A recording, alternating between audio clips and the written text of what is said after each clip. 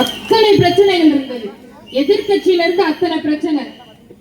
நம்மள வேலையே பார்க்க விடல. ஒரு வீடியோலாம் நீங்க பார்த்திருப்பீங்க. என்னைய ஒரு இடத்துல நின்று கேம்பெயினே பண்ண விடல. அந்த அளவுக்கு ஒரு எதிர்கட்சிகள்லாம் ரொம்ப நம்மளை டார்ச்சர் பண்ணி வச்சிருந்தாங்க.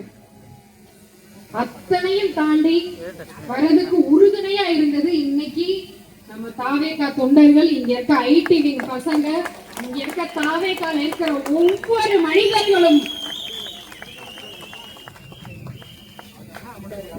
அவங்க இன்னைக்கு இல்லைன்னா இங்க இருக்கிற ஒவ்வொரு தெருமூலையிலையும் இத போட்டுட்டு நான் நிமிர்ந்து நின்று நடந்து ஒவ்வொரு ஓட்டு வீடு வீடா போய் வாங்கி இங்க சிவகாசி மக்களோட மனசுல இடம் பிடிச்சதுக்கு இங்க இருக்க அத்தனை பேருமே காரணம்.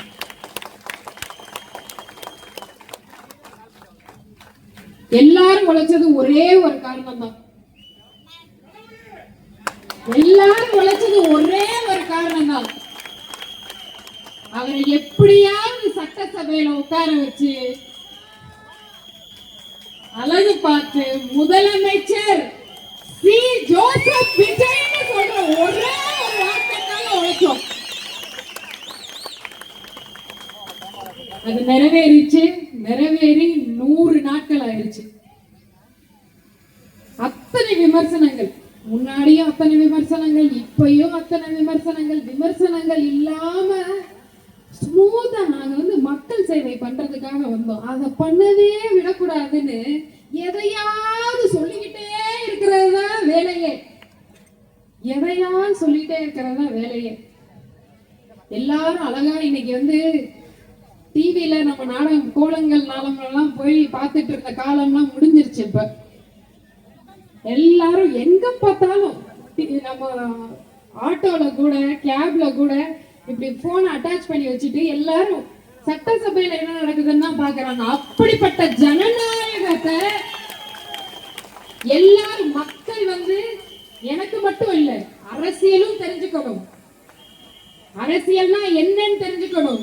எதிர்கட்சிகள்னா என்னன்னு தெரிஞ்சுக்கணும். நாங்க மக்கள் பிரதிநிதியா நீங்க எங்களை அங்க போய் உட்கார வச்சிருக்கீங்க. நாங்க என்ன பண்றோம் மக்களுக்காக, சிவகாசி மக்களுக்காக நான் என்ன பேசுறேன்னு எல்லாரும் தெரிஞ்சுக்கணும்ன்ற ஒரே காரணத்துக்காக லைவ் இன்னைக்கு போட்டிருக்காரு. அது இந்த லைவ் நடக்க கூடாதுன்னு ஒருத்தவங்க அழுன்னு அழுகுறாங்க.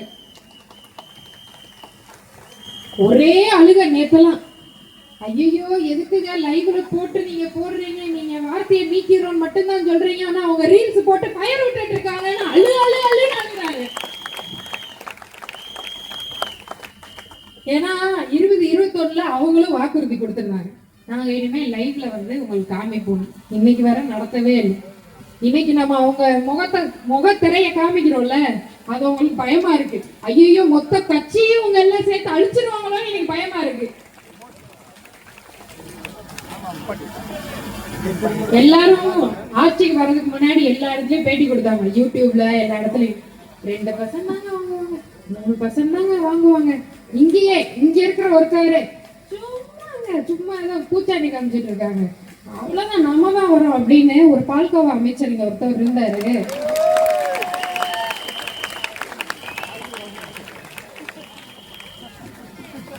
அவரு இன்னைக்கு தெரிஞ்சிருக்கும் அவருக்கு. ஐயோ தெரியாம இந்த சின்ன பிள்ளைங்க கிட்ட விளாண்டோம்பா.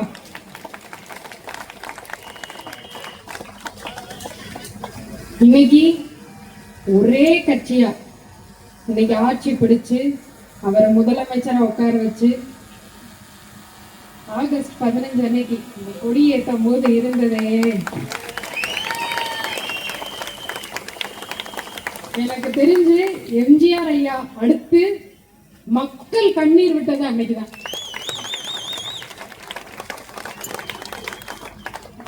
இன்னமும் என்ன நினைக்கிறாங்க தெரியுமா, அங்க சட்டசபையில உட்காந்துட்டு இப்படியே உட்காந்து பார்த்துட்டே இருப்பாங்க. எங்களை எப்படா இவங்கெல்லாம் வந்தாங்க, இந்த மூஞ்சிலாம் எப்படி என்ன புரியலையே, நம்ம இங்க இருந்து உட்காந்து இவங்களுக்கு எல்லாம் மக்கள் இவ்வளவு நாள் எப்படி நம்பி ஓட்டு போட்டாங்க.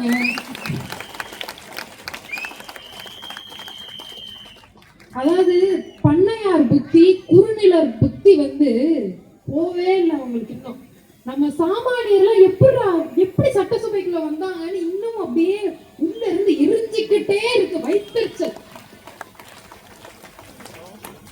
எல்லாருமே பாத்தீங்கன்னா பண்ணையாரும் குறுநில மன்னரும் தான். அவ்வளவு காசை வச்சுட்டு மக்களுக்கு வாரி வாரி இறைச்சிக்கிட்டு இருந்தாங்க. மக்கள் பணின்ற ஒண்ணு பண்ணதே கிடையாது. இன்னைக்கு நம்ம பண்றோம், எத்தனை விஷயமா பண்ணிட்டு இருக்கோம். அதெல்லாம் பார்க்கும்போது அப்படியே அவங்களுக்கு என்னடா பண்றது, இவங்க என்ன எப்படி முடிக்கலாம்னு பார்த்துட்டே இருக்காங்க. ஆனா அவங்களுக்கு தெரியல, இவ்வளோ பெரிய படைக்கு பின்னாடி இங்க இருக்க மக்கள் படைன்ற ஒரு படை வந்து எங்களுக்கு சப்போர்ட் பண்ணிட்டு இருக்குதுன்னு என்ன தெரியல அவங்களுக்கு. இன்னொன்னு, என்னைய பத்தி நிறைய விமர்சனங்கள், அதை பத்தி நான் எப்படா ஏதாவது ஒரு மேடை கிடைக்குமான்னு நான் பார்த்துக்கிட்டே இருந்தேன். அதாவது ஒரு பெண்மணியா இருந்தா அரசியல் வரக்கூடாதா? ஏன் அரசியல் வரக்கூடாதா?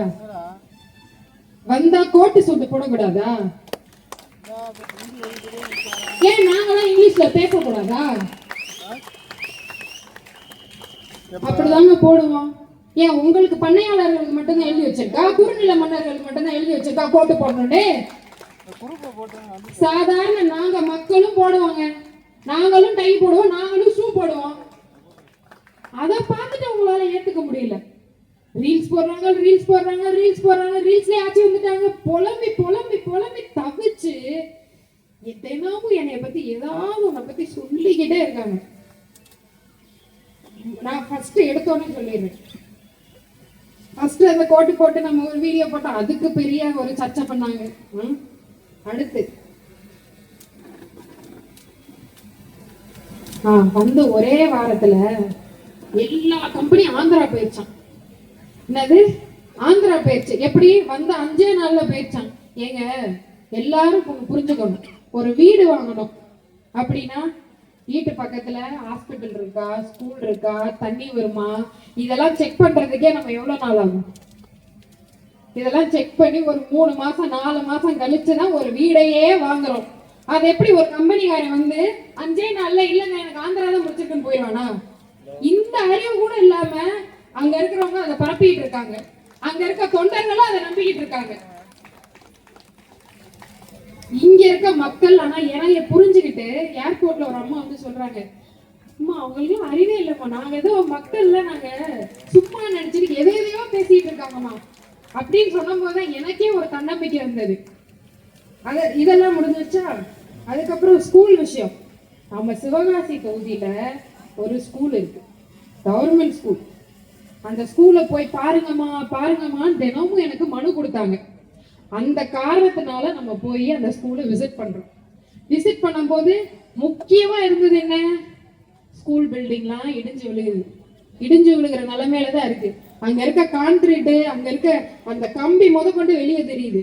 நம்ம ஸ்டூடெண்ட்ஸ் எந்திரிச்சு கேட்கிறோம், அம்மா உங்களுக்கு என்னென்ன பிரச்சனை இருக்குன்னு கேட்கிறோம். அந்த பிள்ளைங்க அருமையா சொல்லுதுங்க, இங்க பாருங்க இந்த ஜன்னல் உடைஞ்சிருக்கு, இங்க பாருங்க எங்களுக்கு பிடி டீச்சர் இல்ல.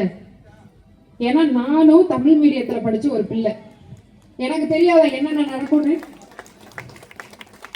இதுக்கு முன்னாடி இருந்த குறுநில மன்னர்களுக்கு தெரியாது, அதுக்கு முன்னாடி இருந்த கல்வி அமைச்சருக்கு தெரியுமா? அவங்க பிள்ளைய அந்த ஸ்கூல்ல படிக்க வச்சாங்க, கவர்மெண்ட் ஸ்கூல்ல படிக்க வச்சாங்க. இன்னைக்கு தமிழ் கூட படிக்க வைக்கலங்க, பிரெஞ்சு படிக்க வச்சுக்கிட்டு இருக்காரு. அப்படிப்பட்ட ஆட்சியில இருந்தவங்களுக்கு எல்லாம் ஒண்ணும் புரியாது நம்மளோட வழி என்ன வழின்னு. அவங்க அதெல்லாம் மறந்துட்டாங்க. இவங்க போய் அந்த பிள்ளைய டார்ச்சர் பண்ணிட்டாங்க, அந்த பிள்ளைய அழுக வச்சுட்டாங்க. எப்படிப்பட்ட ஒரு பொய் பிரச்சாரம், எப்படிப்பட்ட ஒரு பொய் பிரச்சாரம்! இங்க இருக்க மக்களுக்கே தெரியும். அந்த ஸ்கூல் எத்தனை பேருக்கு தெரியும்? எல்லாருக்குமே தெரியும்ல. அந்த ஸ்கூல்ல பிடி டீச்சர் இருக்காங்களா? இப்ப அந்த ஸ்கூலோட நிலைமை இப்ப எப்படி இருக்கு எல்லாரும் சொல்லுங்க.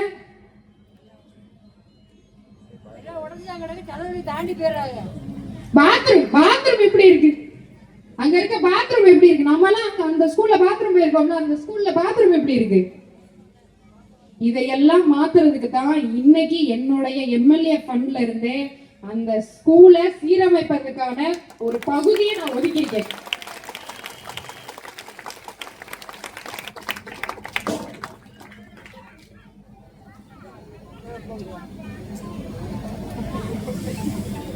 இன்னொன்னு, நான் ஒரு டான்ஸ் ஆடுற வீடியோ முன்னாடி ஒரு 4-5 மாசத்துக்கு முன்னாடி விமென்ஸ் டேன்னு ஒன்று நடந்தது ஒரு ஸ்கூல்ல, விஸ்டம் ஸ்கூல்னு சொல்லி. அப்ப எடுத்த வீடியோவை இப்ப எடுத்து போட்டு இந்த அம்மா இப்படி டான்ஸ் ஆடிட்டு இருக்காங்க, அதனாலதான் தொழில் எல்லாம் ஆந்திராவுக்கு போயிடுச்சான்.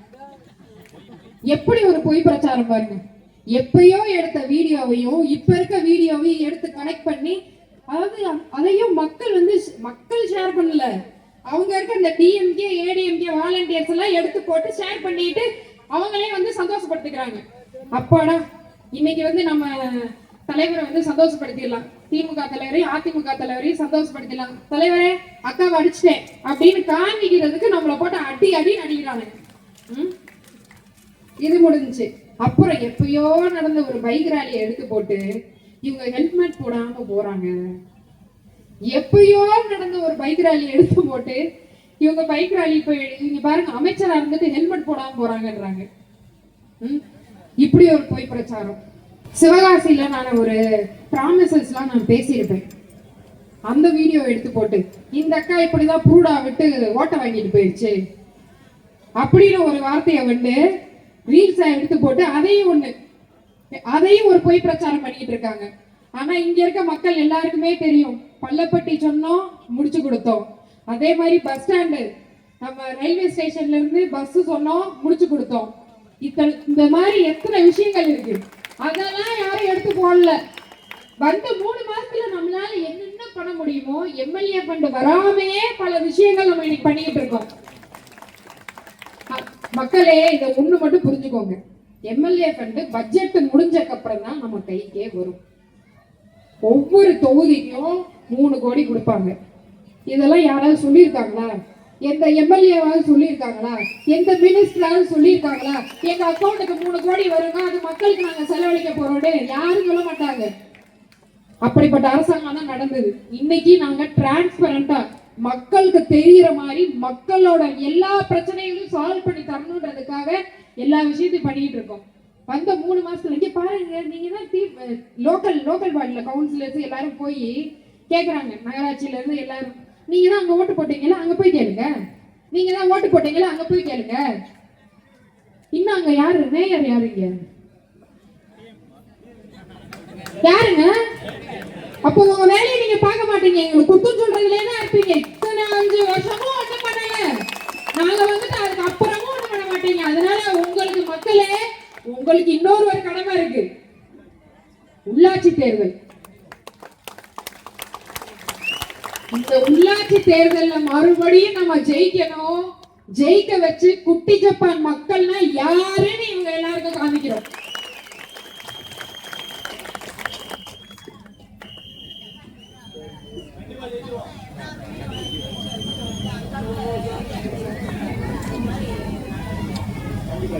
அதே மாதிரி இன்னைக்கு ஒரு வீடியோ போட்டிருக்காங்க, நான் ஒரே ஒரு நிமிஷம் காமிச்சிடுறேன்.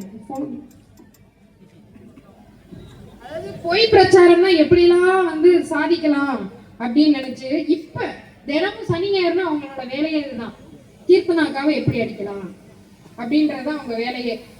இன்னைக்கு நான் பொய் பிரச்சாரத்தை காமிக்கிறேன், நீங்களே சிரிப்பீங்க.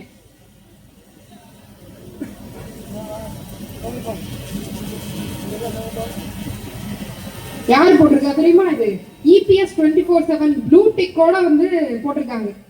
யாரோ ஒரு பொண்ணு இந்த மாதிரி ஒரு அரைகுறை ட்ரெஸ் போட்டுட்டு கார்ல ஏறுறாங்க. இந்த வீடியோ எடுத்து போட்டு, இது யார் என்று தெரிகிறதா? எதுல? EPS 24/7 ஒரு அபிஷியல் பேஜ். ஒரு பெண்ணை எப்படியெல்லாம் இழிவுபடுத்த முடியுமோ திமுகவும் அதிமுகவும் மாறி மாறி இப்ப இன்டர்நெட் எல்லாம் இப்படிதான் போடுறாங்க. இது உண்மையான சொல்லுங்க, இது நானா? இது கொஞ்சம் பாருங்களேன், எனக்கே ஆச்சரியமா இருக்கு. இன்னைக்கு ஃபுல்லா ஏதோ ஓடிட்டு இருக்கு. அதாவது இதுலயே தெரியுது அவங்களோட இணக்கம், எவ்வளவு இணக்கமா வேலை பாக்குறாங்க. டிஎம்கேவும் அதிமுகவும் எவ்வளவு இணக்கமா வேலை பாக்குறாங்கன்னு இதுலயே தெரியுது. திமுக காரணங்களும் போட்டிருக்காங்க, அதிமுக காரணங்களும் போட்டிருக்காங்க. அந்த அளவுக்கு இணக்கமா ஒன்று சேர்ந்து எப்படியாவது இதை கவிழ்க்கணும்னு பார்த்து முடியாது. இங்க இருக்க மக்களுக்கு தெரியும் எது உண்மைன்னு. அப்புறம்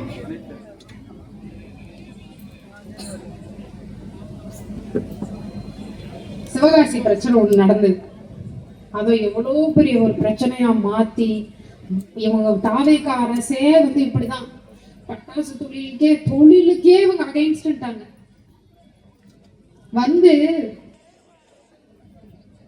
வந்து கொஞ்ச நாள்ல பட்டாசு ஓனர்ஸ் கிட்டையும் ஃபயர் ஆஃபீஸ் ஓனர்ஸ் கிட்டையும் உட்கார வச்சு, ஐயா உங்களுக்கு என்ன பிரச்சனை, இதுக்கு வந்து என்னைக்குமே நிரந்தர தீர்வுன்றது என்னைக்குமே யாருமே கொடுத்ததே கிடையாது.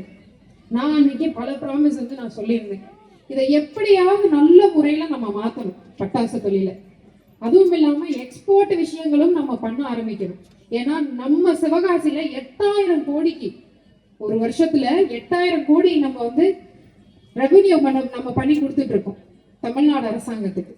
அப்போ நம்ம எந்த அளவுக்கு இதை முன்னேற்றணும் அப்படின்றத வச்சு ஒரு டீமை போட்டு கவர்மெண்ட்ல இருந்து ஒரு டீமை அசைன் பண்ணி இதை எப்படி மாத்தலாம் அப்படின்ற விஷயங்கள்லாம் நம்ம இங்க பண்ணிட்டு இருக்கோம். ஆனா இவங்க ஒண்ணு கிளப்பி விட்டாங்க, எல்லா ஃபயர் ஆபீஸையும் மூடிட்டாங்க, இனிமே வந்து பட்டாசு தொழிலே நடக்காது அப்படின்னு ஒன்ன கிளப்பி விட்டு நம்ம தொடர்ந்து 4-5 ஆக்சிடென்ட் நடந்தது. எத்தனை உயிரிழப்பு.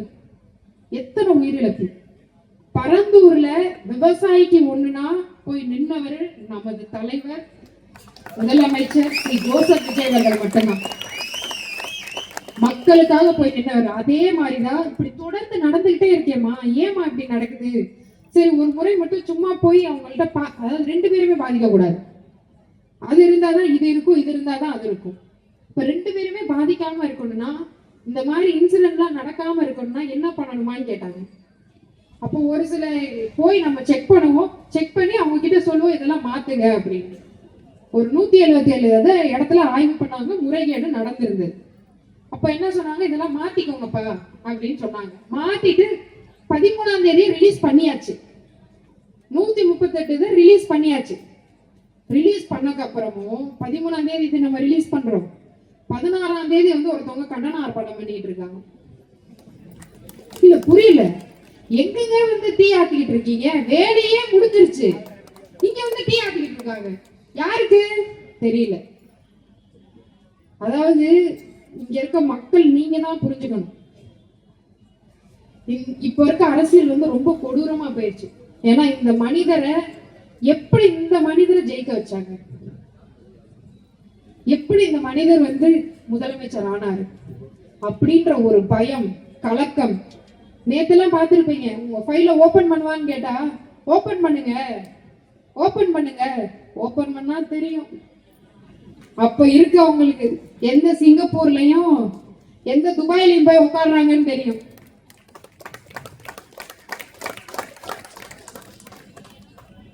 எல்லாருக்கும் தெரிஞ்ச ஒண்ணுதான், 100 நாள் நாங்க அதை பண்ணோம் இதை பண்ணோம், எல்லா விஷயமும் உங்களுக்கு தெரியும். இங்க இருக்கிற அத்தனை தொண்டர்கள் எல்லாரும் உங்களுக்கு அருமையா சொல்லியிருப்பாங்க நாங்க என்னென்ன பண்ணோம் அப்படின்னு. ஆனா இன்னைக்கு வரலாறுல பண்ணாத ஒரு விஷயம் அவர் பண்ணியிருக்காரு. ஊழலற்ற ஆட்சி.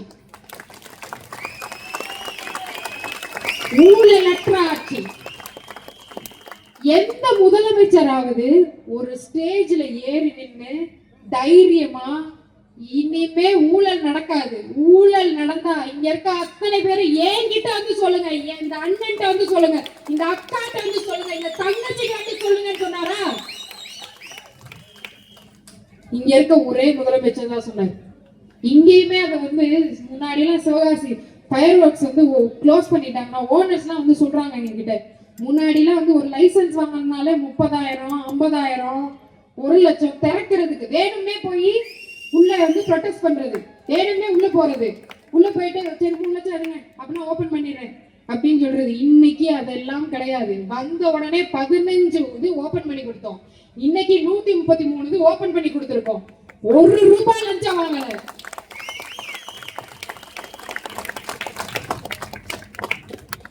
இன்னைக்கு அப்படிப்பட்ட ஆட்சியை நமது முதலமைச்சர் நடத்தி கொண்டிட்டு இருக்காரு. இன்னைக்கு நான் உங்களுக்கு சொல்றதுதான், இங்க இருக்க தொண்டர்கள் வாங்க மாட்டாங்க, இங்க இருக்க விஜயும் வாங்க மாட்டாங்க, மேல இருக்க யாரும் வாங்க மாட்டாங்க. வாங்கினா நீங்க தைரியமா வந்து இங்கதான் இருக்கு வீடு, யாருனாலும் வந்து சொல்லுங்க. இதெல்லாம் நம்ம பேசிட்டு இருக்கும் போதுதான் ஒருத்தவங்க 4 கோடியில இவங்க வீடை வாங்கிட்டாங்க. 4 கோடி வீடு. எனக்கே தெரியல. நான் தான் இன்னைக்கு யாரெல்லாம் அதை வந்து வெளியிட்டாங்களோ அவங்களுக்கு நான் சொல்றேன், அந்த 4 கோடி வீடை யார் என்கிட்ட அந்த பத்திரத்தை காமிக்கிறாங்களோ அவங்களுக்கு ஏன் நான் பரிசு கொடுத்துறேன், அன்பளிப்பா கொடுத்துறேன்.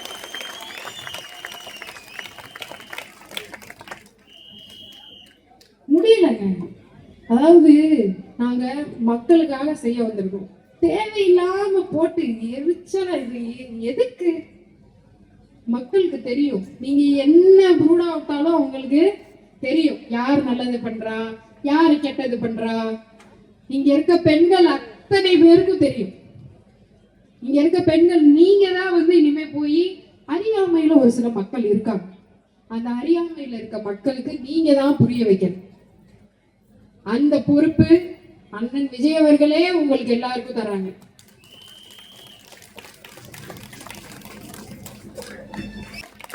சிவகாசியில ஹைப்பர் பேரிக் ஆக்சிஜன் அப்படின்னா என்ன? இந்த ஒரு மெஷினை வந்து நம்ம கொண்டு வந்திருக்கோம் 80% கியூர் பண்றதுக்கு.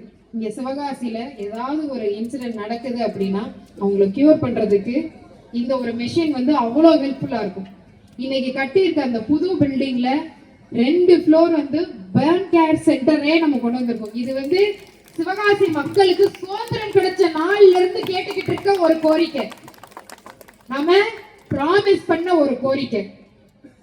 இதுக்கு அருண்ராஜ் ஐயா அவர்களுக்கும் முதலமைச்சர் அண்ணன் அவர்களுக்கும் நான் பெரிய நன்றியை தெரிவிச்சுக்கிறேன். இன்னைக்கு பர்ன் கேர் சென்டரை நம்ம கொண்டு வந்திருக்கோம். இந்த ஹைப்பர்பேரிக் ஆக்சிஜன் ஒரு மெஷினை கொண்டு வந்திருக்கோம். இதை தவிர பிளாஸ்டிக் சர்ஜரி, ஒரு தோல் வந்து இதாயிடுச்சுன்னா அதுக்கான பிளாஸ்டிக் சர்ஜரி பண்றதுக்கான ஸ்கின் லேபை கொண்டு வந்திருக்கோம். இங்க இருக்க மக்களும் எங்களுக்கு முக்கியம். அந்த ஒரு காரணத்தினாலதான் சுதந்திரத்திலிருந்து நீங்க கேட்டுக்கிட்டு இருந்த ஒரு விஷயம் அண்ணன் கையால தான் இன்னைக்கு நடக்கணும்னு எழுதி வச்சிருக்கேன்.